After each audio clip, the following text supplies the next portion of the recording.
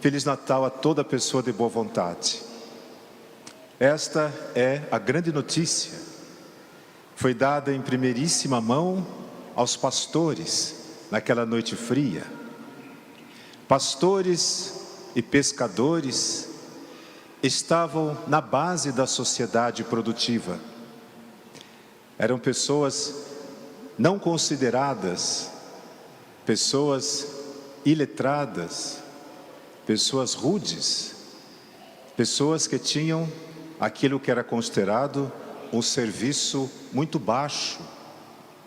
Pescadores e pastores eram o chão da sociedade. E, no entanto, foram os pastores naquela noite que por primeiro receberam o anúncio dos anjos. Eis que eles dão uma grande notícia. Os acontecimentos do passado têm que ilustrar, iluminar e nos ajudar a atender a nossa vida nos dias em que estamos vivendo. Deus escolheu, não foi por acaso. Jesus veio a este mundo por um propósito. Ele podia ter nascido nos palácios.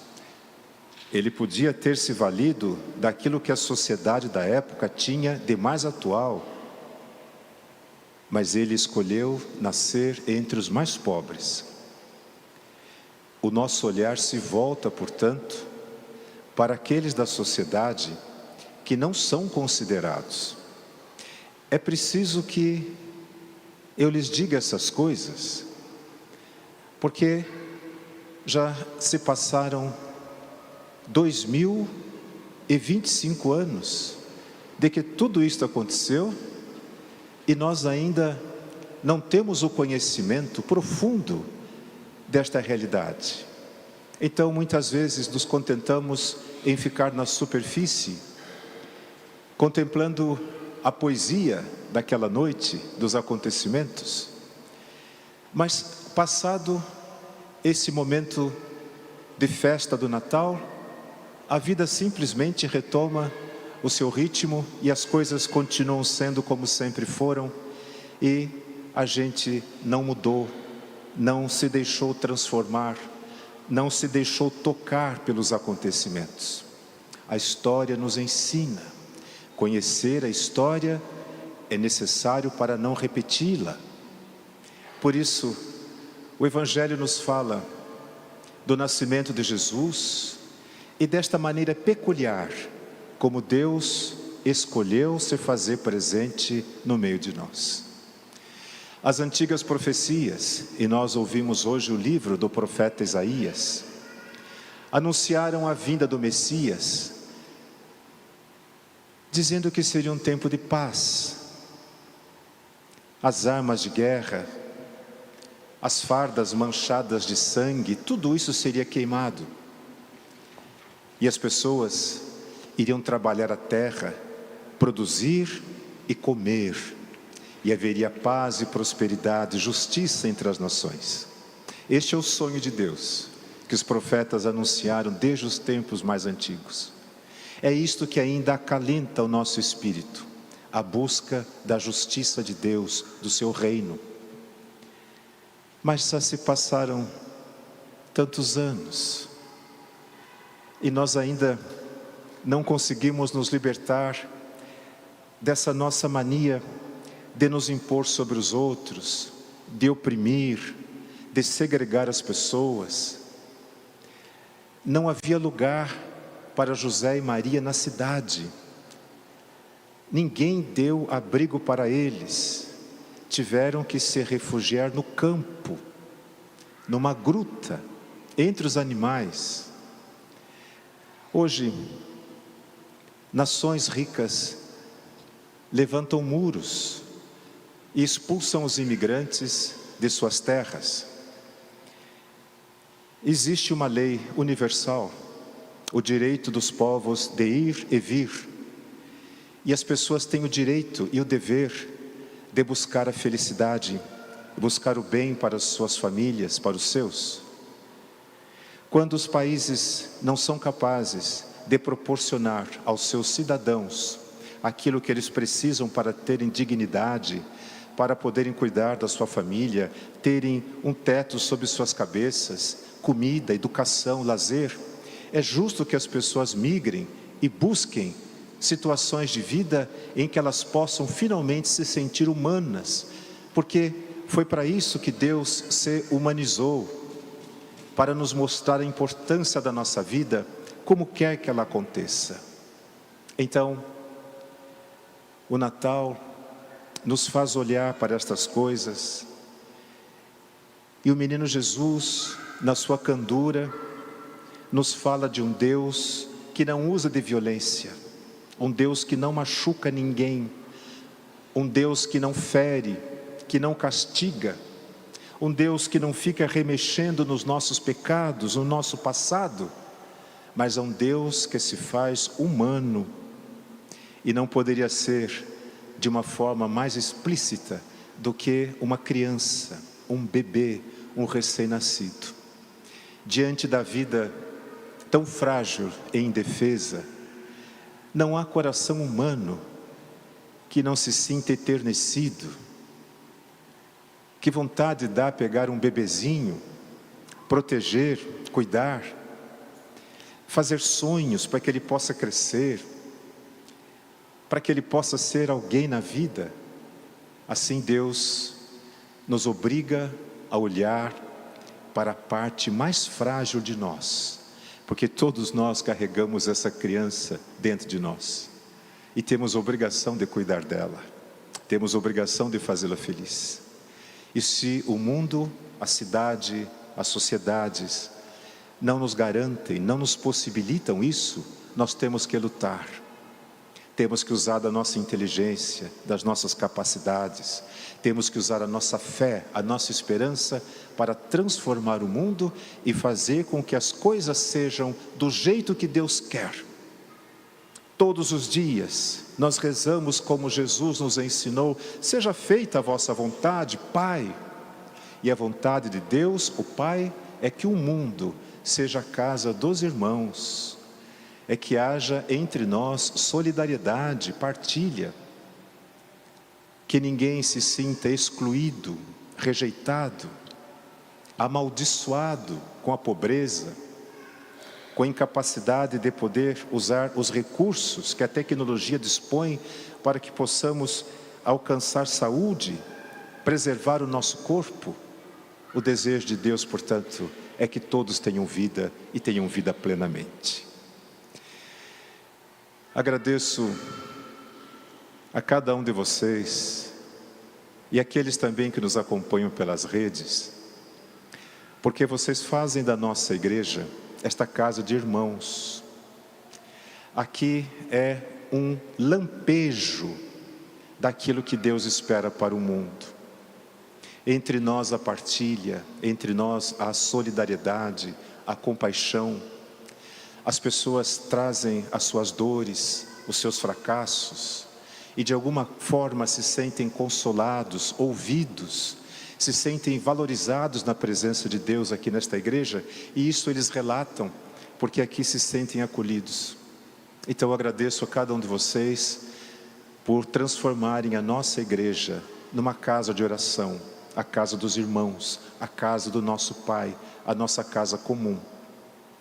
Nessa noite especial, eu quero agradecer aos nossos ministros extraordinários, leigos, fiéis, esses que usam este avental, que significa o serviço. Durante um ano eles fazem o curso, se preparam, deixam tantas outras coisas para poderem estar aqui se preparando. E nós fazemos muitos ensaios e estudamos juntos. E depois de um ano, eles recebem uma instituição oficial. E durante todo o percurso do seu caminho, eles precisam renovar o seu ministério, continuar estudando. Agradeço, portanto, aos fiéis cristãos leigos, nossos ministros. Agradeço ao Edevaldo, que é o coordenador dos ministros, zeloso. Agradeço às equipes de canto, que sempre nos ajudam a rezar. tocar um instrumento, entoar um canto, é um dom, é um presente de Deus. E eles põem isso a serviço da comunidade. O canto nos ajuda a rezar. Mas também agradeço aos funcionários da igreja. Manter essa igreja funcionando dá muito trabalho. Mantê-la limpa, arejada, dá muito trabalho. Agradeço aos funcionários que fazem desse trabalho uma verdadeira obra de arte. Eles cuidam daqui com amor, com carinho. Os funcionários da administração, da secretaria, da portaria. Agradeço de forma tão carinhosa e particular aqueles que trabalham para que as marmitas sejam levadas aos moradores de rua toda semana. O café da manhã é um trabalho insano. E sempre que a gente pensa que não vai conseguir, chega uma doação, chega alguém que pergunta se precisamos de alguma coisa e 400, 500 marmitas, todo final de semana são feitas com qualidade. Então agradeço àqueles que se dedicam à distribuição das cestas básicas toda semana. Nossa comunidade atende 200 famílias necessitadas, todas elas com cadastro, e elas têm um período em que nós ajudamos, aí elas se afastam, outras pessoas entram, é feita uma investigação e nós estamos ajudando, graças à doação, 200 famílias mensalmente. Poderia seguir agradecendo aos catequistas, todos aqueles que de alguma forma ajudam os que vêm aqui para buscar sacramento a encontrarem uma razão da sua fé, uma razão para a sua alegria. A catequese é o primeiro ofício da igreja e algumas pessoas se dedicam e elas chegam assim: eu não sei bem o que falar, mas eu gostaria de ser catequista, então venha sentar com a gente, venha estudar, venha aprender. E a catequese, como tudo, vai acontecendo. Deus é que vai dando as condições, Ele vai capacitando as pessoas desde que elas queiram. Agradeço ao diácono Celso, que está aqui hoje, recém-ordenado diácono para o serviço da igreja. O diácono é este homem casado, tem filhos, tem um ofício, não depende da igreja, mas oferece o seu trabalho, a sua inteligência, a sua capacidade como ministro ordenado da igreja. Agradeço aos padres que trabalham aqui nessa igreja, Padre Oscar e Padre Paulo. Padre Paulo não pôde estar conosco nessa noite, mas aqui está o Padre Oscar. Padre Oscar, que nós amamos de uma forma tão especial, que todo mundo quer proteger o Padre Oscar. Então, às vezes ele está celebrando a missa das 11, e onde quer que eu esteja, eu estou assistindo, aí eu vejo o Padre Oscar descendo a escada, eu fico esperando até ele chegar e depois voltar. Padre Oscar tem sido uma presença preciosa entre nós e por isso agradeço a ele, agradeço a Deus. Muito obrigado a vocês, eu repito, porque vocês acreditam na promessa de Deus e é por isso que vocês estão aqui. E vocês têm paciência com os padres.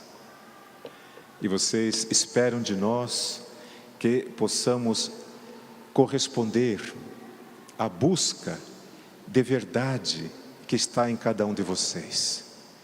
É por isso que nós precisamos que vocês rezem a Deus por nós. Não deixem de rezar por nós, para que os padres possam ser de fato aquilo que o povo de Deus espera. Como diz São Paulo nessa carta que escreveu a Tito, um povo escolhido, um povo que é conduzido pela mão de Deus, pelos seus pastores.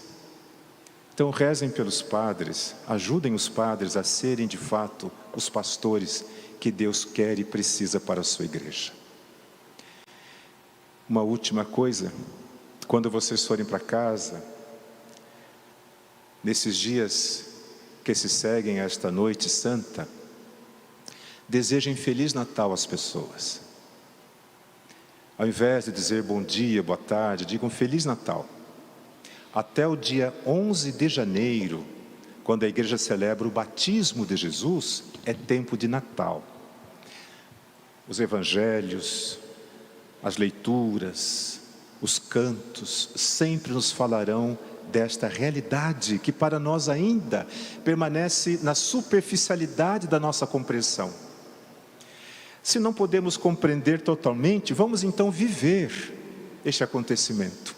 Ao desejar Feliz Natal a alguém, você está dizendo que a notícia da presença de Deus entre nós seja motivo de alegria, de felicidade na sua vida. Por isso eu te desejo Feliz Natal. E acreditem nisso.